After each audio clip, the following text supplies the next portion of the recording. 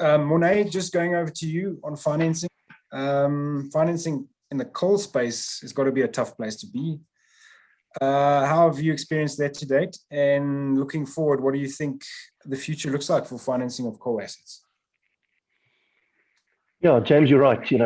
Funding in the coal space is extremely difficult. Unfairly, coal has got a negative narrative, and a lot of money and effort has gone into to tarnish that image, and it makes it very difficult. And especially if you look at the bigger type of investors, they will run away from this type of narrative very quite quickly. But that doesn't mean that there's still opportunity in coal mining. So when we started out, we came to Botswana and sold a virtual business. I mean, there was no coal coming out of the ground. It was just a greenfields project. And we were able to convince the investors here that there's a business model to be followed here. So listed on the stock exchange here, was able to raise sufficient money for our first drilling opportunities and programs. We were subsequently successful with further raises in 2018. We were then a bit unlucky because there was a change in the shareholder base. Generally, the local pension fund here allocates some mandates to fund managers. There's been some kind of dispute between some of them. Some of them lost their disputes, and our shareholding and a big bulk of it was parked with a very passive shareholder that didn't want to further participate in the business. And typically, the story that Boris was just sharing with us, we then had to move ourselves into debt. Now, commercial debt is not available. We knocked every door down. Every commercial bank that you speak to throws some kind of mandate on the floor that they can't participate. And never mind that you're in coal, you're a startup business. It was very difficult. So we were very fortunate in that the government of Botswana identified coal as a strategic investment. And we were fortunate to obtain finance through two of their parastatal vehicles.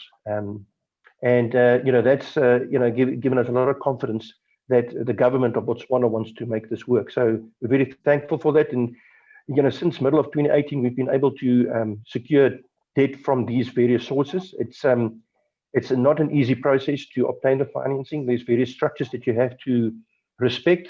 The main shareholder is government, so eventually do end up in the minister's office. So as a miner, I've now got 3 ties instead of none before. So it's got to go tell your story there.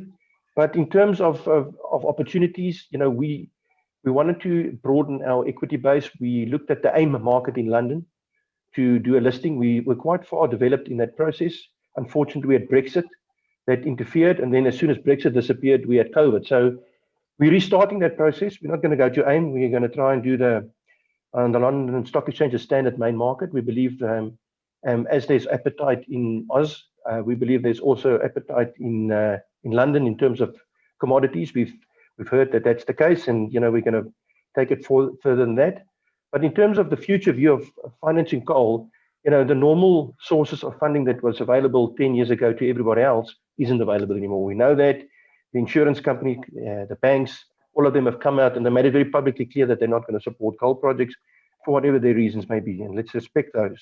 So we have to look at new partnerships in funding. We're fortunate. Botswana is serious about coal. They've got more than 200 billion tons of coal. So why must they not develop it? And they will support it. So let's look at those type of partnerships. And then also in the supply chain, commodity traders are also going to have to secure supply going forward. And mines are not going to be able to start up without their help. So I see a bit of a move in the financing mechanisms to more joint partnerships, government, your vendor financing type of situations and so forth.